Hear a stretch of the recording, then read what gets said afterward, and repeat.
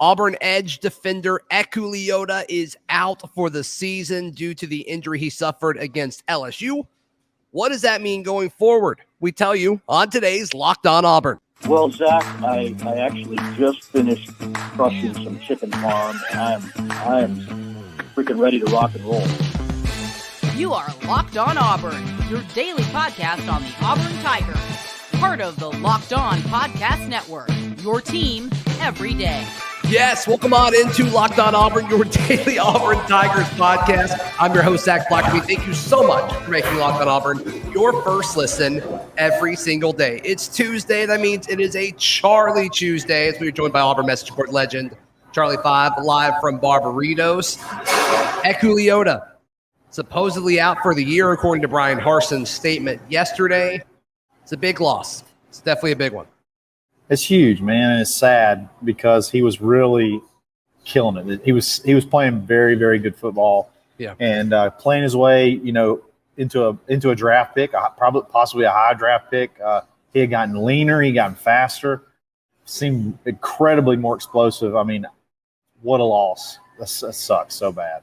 It does. It does. So, what do you think that does moving forward? I mean, we talked about these edge rushers and the defensive line and the pass rush being the strength of this team. And I think at some points it's been a little underwhelming. I think Penn State jumps up to the, probably the biggest example of that. But I thought they looked good against LSU. They certainly looked good against Missouri. And really Penn State is becoming the exception more and more as the season goes on. And so even then, Eku still, I think, had 3 pressures, which I think that's probably him doing his job. But how do you think they change their approach on this? Does Marcus Bragg just step in to that role and then Dylan Brooks do what Marcus Bragg was doing before that and play, snaps here and there? Or do you think they change what they do from a scheme standpoint and maybe put more of a traditional defensive end on the field, maybe a Morris Joseph Jr. or somebody like that? Yeah, I think it's going to have to be the latter. I think you're going to have to go to a more traditional 4-man front. Look, you had 2 guys that were pass rushers that could also were smart enough, strong enough, and just good enough to be able to set the edge. So in reality, you had 2 defensive ends that could rush the passer, and now you only have 1. So I'm wondering, like you said, do you kick Colby outside? Does Colby play the traditional outside, and then you have Jason Jones and maybe Harris on the inside? Like what? It's going to be interesting. I don't think that you can just afford to. I think Bragg's been good at times, but like you just go ahead and throw him out there like full time when you got other, maybe a little bit better defensive linemen and just go to a little bit more of a traditional set. It's going to be interesting to see, but I just think that was such a freakish 2-man tag team that we had, and I don't know that you can replicate another end that can do or another buck, stand up, outside linebacker, whatever you want to call it. I don't think that there's another person. I don't think that person exists on the roster right now. Yeah, and I've been very high on Marcus Bragg and what he's been able to do so far this year, but I've liked what he's done in that specific role. Exactly. As a full-time starter, I get a little bit more hesitant to say, I don't know about that. So we'll see. We'll see exactly what a bigger role. You got to think his role will be bigger nonetheless. What does that look like for him moving forward? And it's a guy like Morris Joseph, who's a guy that has not played as much as I thought he would. Can he play that 3 technique or that, the 5 technique, battle and tackle every play and put, Colby Wooden on the other situation there? We'll see. And also, maybe we see more Jason Jones, Marcus Harris on the field at the same time, which I like. I think both of those guys are good at what they do. I think they do very different things. I think Marcus Harris is very good at, creating havoc and penetration. I think Jason Jones is very good at eating up blocks. So that's more of a traditional type thing that we've seen at Auburn. So you may see some of that this Saturday when they go to Athens. I actually love those 2, especially versus Georgia. I love those 2 in the middle beside each other more than I like Harris and Wooden beside each other in the middle. So I think a really cool lineup to me would be Hall, Harris, Jones, and Wooden across the front. I think that's a very formidable defensive line. After that, you worry a little bit, but those four could be a very fun and still be able to create the same amount of havoc that the faster lines did. So I think I really like that combo, and I'm hoping we see it at least some against Georgia, because you're going to have to be big and you're going to have to get push and create havoc to disrupt those running lanes, because they want to run the ball. Even if they struggle at times, they want to run it. And if they can, they will run it probably every other play. I mean, just continue to pound us until we either stop it or get gassed trying to stop it. Yeah, and you only have to do that lineup for, early downs, because in theory, if you can get them 3rd and 8 or something like that, 3rd and 6 or more, you can do the whole thing that we saw them do with Derek Hall and Eku Leota and just put Marcus Bragg in. I think you could still see that from the edge, that double edge attack in the pass rush. So we'll see what that looks like on Saturday. But, man, you hate it for Eku. I mean, he was just really kind of figuring it out. And at times, I thought he looked better than Derek, which I think would have surprised some people going into the season. So hate it for him. Before we move on, let's stay on the topic of defense. Thoughts on Auburn's linebacker play so far? I've been very disappointed with it, especially with no Cam Riley. I thought Wesley Steiner did okay. I think he was fine.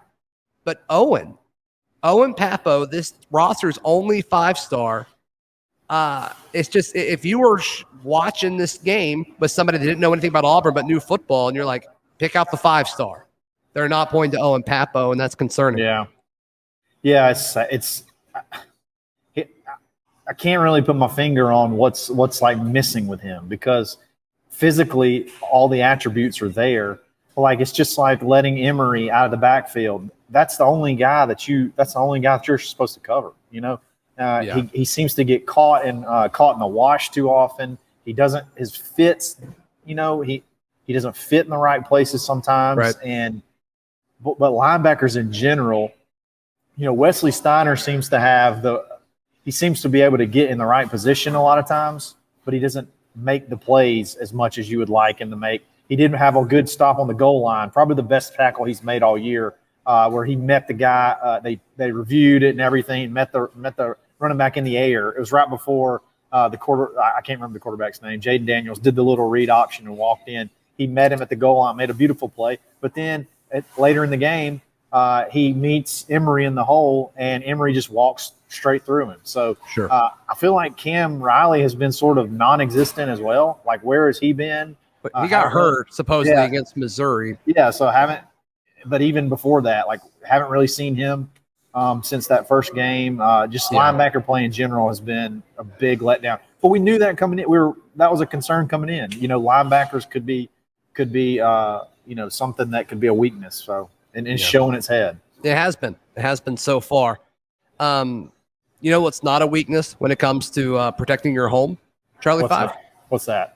Our friends at Simply Safe. No way. Lock it up. Yep. The numbers don't lie. In the last decade, over 4 million people have chosen Simply Safe Home Security to protect their home. You don't earn the trust of that many people without doing something right. At Simply Safe, your safety is the only thing that matters. I know, because I use Simply Safe in my own home. They protect you with cutting-edge security, technology, powered by 24/7 professional monitoring agents that always have your back. And there's so many different things you can do with it. There's so many different kits you can buy from their site.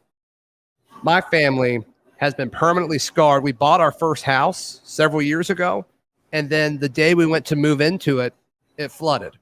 And we have PTSD from water damage, right? Like, anytime there's a drip somewhere, we're like, oh no, is it about to happen again? Well, one of the things that Simply Safe has that I have in my system now is anytime it detects water around the washer and dryer or below the sink, or you can set them wherever, it sends a notification to your phone quickly. Wow. So they've got a bunch of different things that you can do. So customize the perfect system for your home in just a few minutes at simplysafe.com/lockedoncollege. Save 20% on your Simply Safe security system when you sign up for an interactive monitoring plan and get your first month free. simplysafe.com/lockedoncollege to learn more. Charlie 5, we are broadcasting live from Barbaritos. Oh, yeah. And I think it's important that you tell people what you did today because it was very, very impressive. Yeah, so I've been obviously I'm obsessed with the Chipotle Ranch. Well, I had a vision on what to do here with the burrito bowl, and I was getting too much ranch on top, and it was not enough on the bottom. So you know what I did? I walked up and I said, "We're about to layer this mug." So I went rice, ranch. You actually used much more aggressive language. I did.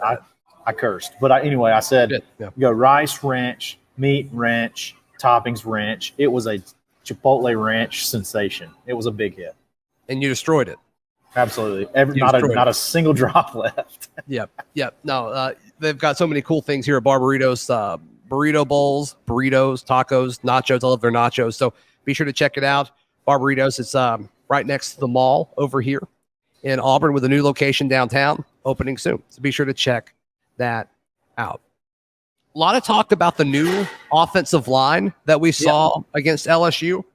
I personally thought it looked a lot better. Brandon Council at center about halfway through the second quarter. Now, note, this is when the offense was really kind of putting up points and Auburn was kind of in control.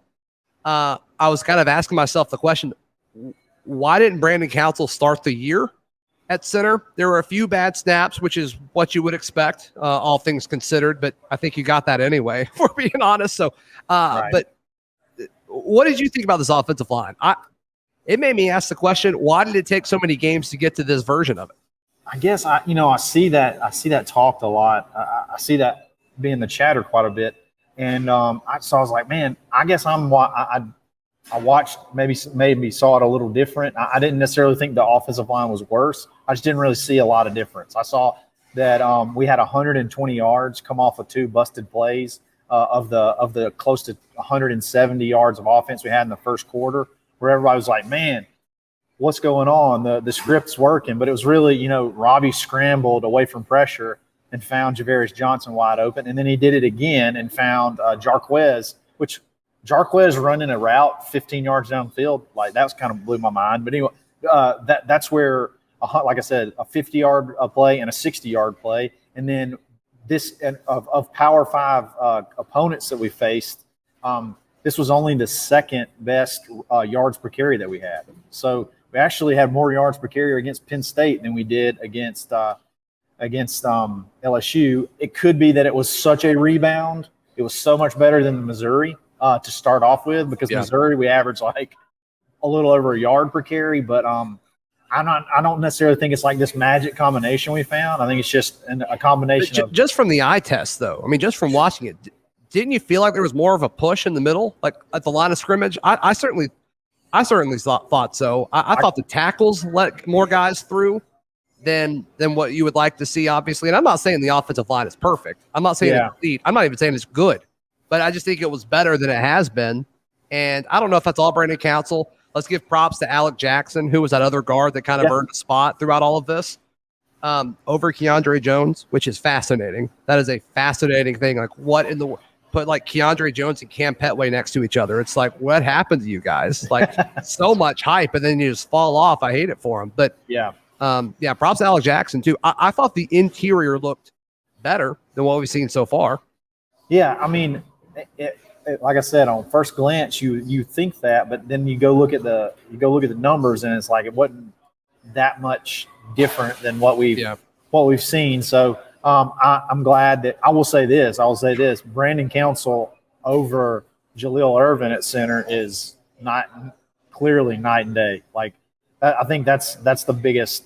That may be the biggest combination that seems to work, because when Tate went down, our whole offense went down because we didn't have Council in there. And then now you move Council in there, and it seems to get you back to at least where you were prior, or maybe a tad better, push inside. So it's still like, man, I don't know that Council over Tate the whole season. The whole season makes a difference at all, in my opinion. Gotcha. That's just my opinion. Yeah, but I think it elevates another guard. And we probably thought it would be Keandre Jones, but it was Alec Jackson. And so it's like, is a way to get Brandon Council, Tate Johnson on the field at the same time better than getting like an Alec Jackson and Brandon Council on the field at the same time? Sure. I don't know. I genuinely don't know. Based on the 1 game sample size, I would say yes. But That may change when they take on Georgia in Athens this weekend. What are your expectations for this game? Right, nobody's giving Auburn a chance. BetOnline has us as more than a 4-touchdown dog. I think it's 29.5 as we record this right now at BetOnline. So what do you think? Obviously, the goal is to win, but I'm going to ask you open-ended. What's the goal for this team going to Athens this weekend? Sure. Well, my expectation is pain, 100%. Sadness, pain and sadness. But I think the goal would be, to be maybe just competitive. Just be competitive. Like make some stops on defense, which I think we will, and not look like you're just so incredibly outmanned. I don't know how you do that. I don't know how you do that without trickeration and a fake punt here or a punt return there, or I don't know how you do that. I don't really know how you do that because the mismatch between their defensive line and our offensive line is going to be – I mean, you thought Penn State and Missouri were bad. It's going to be bad. Like, I'm afraid it could be really ugly. So I'm hoping that those guys can just play hard, not give up, and, try to make a few things happen. Maybe Robby could break a long one or Tank or somebody break a long one, but it's just I fear this game for the kids because it's sort of at the tipping point and it's getting closer to that, the rumored when they're going to possibly part ways with Harsin. So like what motivation they have. It could be the opposite way. They could they could rally the troops and fight for him. Yeah. I guess that's what I would like to see. I would like to see some fight. I would just like to see scrappy fight. So there's been so many people that have asked the question, right? The pro Harsin part of the Auburn fan base that have asked the question, well, what if he beats Georgia? What if he beats Alabama? And obviously he would have to make it to the Iron Bowl in order to beat Alabama. But my response to that question is, if he does both of those things, you keep him. You keep him.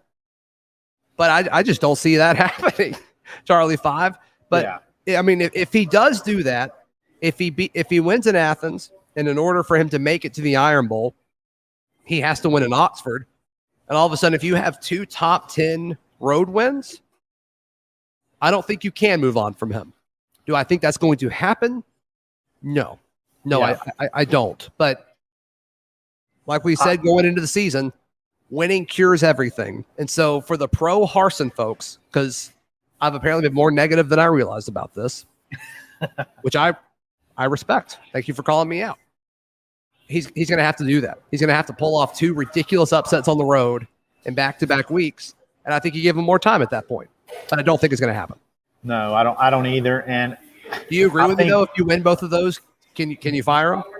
It would be tough. It would be tough. But the damage that was done in February is never moved on from is irreparable in my opinion. It's absolutely irreparable. Yeah. No matter whose fault you want to put blame on, it's you have completely deflated your recruiting possibilities to rebound at all. Like you can't. Every game you coach is, he's got to win this one to keep his job. How the heck do you sell that to kids?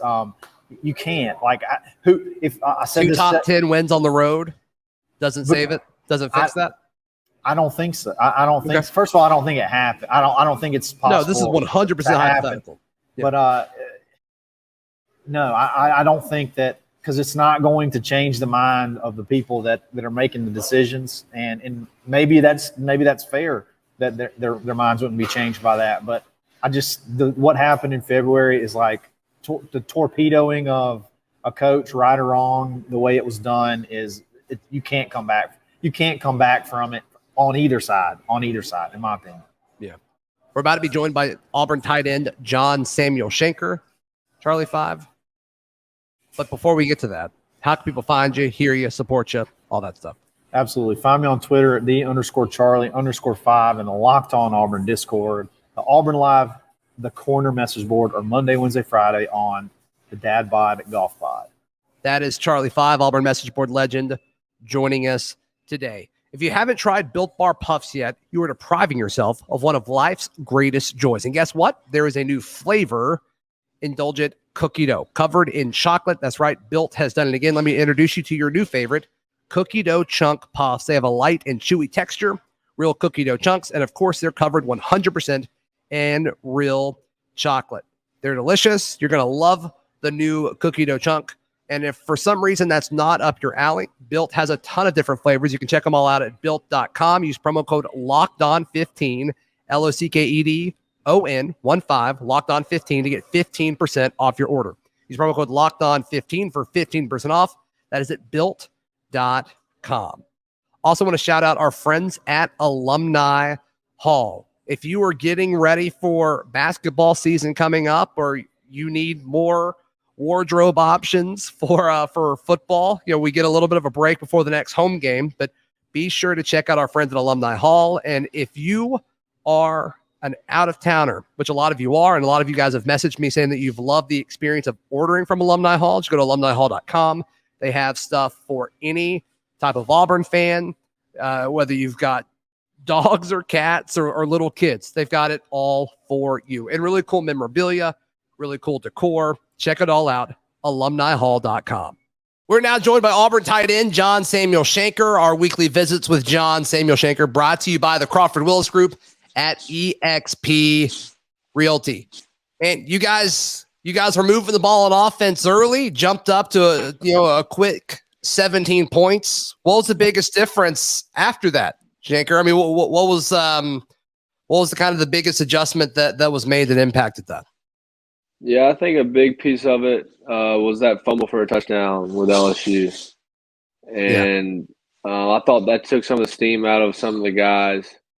Didn't allow us to really, catch our breath until really halftime because they scored again right before half. So, and then that's just been the tail of the tape lately, is just finishing games in the second half because we get off to a great start normally, and which is awesome, and you want that, but it's also about playing a full 4 quarters. That's, going to this week, that's what we have to do to win this game, is just play a full 4 quarters. Yeah. When your head coach is asked about that, he talks about you got to execute. When it all comes down to it, it comes down to execution late in games. Is it that? Is it conditioning? It seems like y'all are in good shape. I don't watch y'all and think they don't look any more tired than anybody else does. What does it come down to? Or is it that? Is it execution? Yeah, it's always execution. Every time you look back, if you look at teams that struggle to do that, it's normally execution, just not being consistent for an entire 4-hour period. Obviously we game plan and things like that, and we go through a week. I thought we did better that this week in practice executing, but now it's about doing it over and over again throughout the week so that on Saturdays there's no issues with that. There was a play where you were a little slow to get up. It looks like you were grabbing your wrist or your hand or something. Is everything okay? Yeah, it was just a little elbow bruise there. I thought I'd hurt it worse than I did. I just wanted to make sure, nothing was broken or anything, but we're all good. I'll be back full speed tomorrow, so ready for practice then. Sure. As far as Robby Ashford, your quarterback, it was his second start. The broadcast made it very clear it was his birthday. In case you didn't know, they made that very, very clear. I thought he looked great, John Samuel. What'd you think about your quarterback?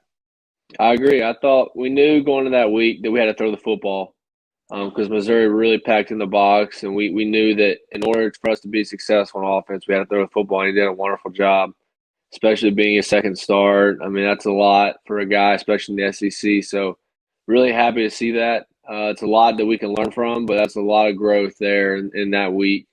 And now as we get into this week, it makes it harder for defense to game plan now because they have to worry about the passing game, especially down the field. So very exciting for Robby and his growth throughout the past few weeks, and I'm sure he'll continue to do so.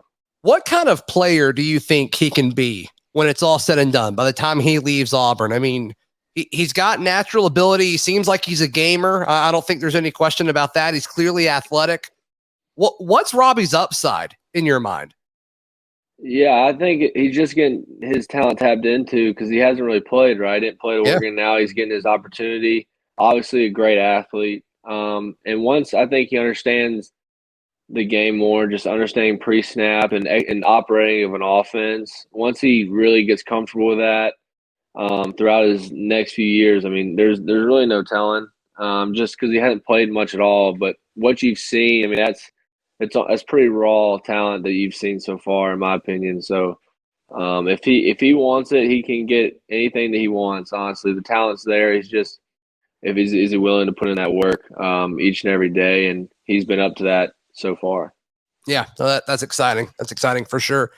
A little shakeup on the offensive line due to injury, which is extremely unfortunate. But I was impressed with what Brandon Council was able to do at center. Alec Jackson stepping in there in a bigger role as well. What do you think about those guys? Oh yeah, whenever we hated that Tay went down. You always hate that for the guy, but just having that veteran line, being able to just move Council over in 1 week and him really pick it up is really awesome to have on our offensive line. I thought he did a great job. I thought they played a great game. They definitely kept us in the game, kept a clean pocket for Robby, and we really moved the ball. So I think they did awesome. Testament to them, just being able to maneuver around the offensive line like that in a week's time is pretty impressive. I want to turn the page and look ahead to Georgia. You guys got a tough task going on the road for the first time this year. I want to get your thoughts on that in just a moment, John Samuel Shenker. But these weekly segments brought to you by our friends at eXp Realty, of course, the Crawford Willis Group. We are closing on our old house next week, and their agents have made sure that everything is going absolutely perfect and absolutely on schedule. And their guidance throughout this whole process and what could be a very stressful process has been very, very easy. And the fact that they were able to get such a good value on our old home, you were crazy if you were buying or selling real estate in Auburn, Opelika, and Lee County and not using these folks. Be sure to reach out to the Crawford Willis Group for any real estate needs by going to their website, crawfordwillisgroup.com. So you go on the road for the first time this year, John Samuel, and it's depending on what poll you look at, number 1 or number 2 team in all of college football, the defending national champs. I mean, this is a big one, clearly. Yeah, and you can't ask for more going on the road. CBS game of the week. So, and it's always, the Georgia Auburn game, huge rivalry, something to look forward to every year. That's why I come to Auburn, is to play in a game like this, and just an opportunity that we have to go out there and write our story and try and put LSU behind us and execute the best of our ability. That's what it's going to come down to. All the cameras will be there, but it's going to come down to who can play football the best for those 4 hours. What would a win this weekend mean? I mean, this is a program where there's a lot of outside noise hovering around the program. There's a lot of people questioning everything that you guys have going on, including your head coach, as well as the storyline of Auburn hasn't won in Athens in a very long time. What would a win like this mean for your last year at Auburn? Man, that would be awesome. I look back to last year, LSU beating them, and what was that, 22 years since we beat LSU? Yeah. I don't think this one's that long, but an unbelievable win that would be, to really pick up some guys on the team that maybe feel down after this past game, and also for the fans to know that we're still here, we're playing this game at a high level, and so it would be an unbelievable win, but we have to go and make that happen. It doesn't just happen. We gotta go put in the work this week and be locked in, ready to go. So obviously Georgia's defense last year, I mean, almost all of them went to the NFL. What kind of challenges and strengths does this Georgia defense this year present when you watch these guys on tape? They're still just as athletic as they've been. I don't think they've really lost that much. I mean, I know they have a few injuries and stuff, but they're still going to be a really, really good defense. That's what Coach Smart has done since he's been there, has built a great defense. Obviously, I don't think they have a lot more younger guys. So, that I guess that could be something, young guys in big moments. But, no, they're very talented, very gifted defense. They're very well-disciplined, very well coached as well. So, you have to be on your P's and Q's for sure. Yeah. You mentioned some folks in the locker room, some folks on the team may be down a little bit by how the season has gone. In the last 3 weeks, I'm sure have been tough. John Samuel, your role as a captain, what are you saying to some of these guys that may be down on their play or down on, just what the last 3 weeks have looked like? You as a captain, kind of speak on that if you would. Well, when you play in the SEC, you're gonna run into this. You're gonna play teams that are just as good as you, and they might come out on top when you thought you should win. Like that happens all the time. If you watch Mississippi State, A&M, I mean, it happens everywhere. It seems like this year there's a lot more teams that are very even this year than the past. Yeah. So it's really younger guys that don't understand that, and maybe come from very big high school programs that don't lose a lot and like very rarely lose. But when you come to the SEC, you're going to have games like that where you battle it out and it just doesn't go your way. So it's just learning, to move on. We flushed LSU. Now it's strictly on Georgia. And I think everyone's really buying into that. But, some young guys, it takes a little bit longer for them to get over things like that. Yeah, no, it's tough. I get it. And a lot of the times these younger guys are, highly recruited dudes on very talented high school teams that aren't used to losing. It's tough. It's a tough adjustment, I'm sure. So, John Samuel, best of luck this weekend for the first road trip to Athens, and we'll get your thoughts on what happened next week on the show. Really appreciate it. Absolutely, War Eagle. That is John Samuel Shenker joining us as he does every single week here on the show. Another one in the books. You can find all of my written work at auburndaily.com.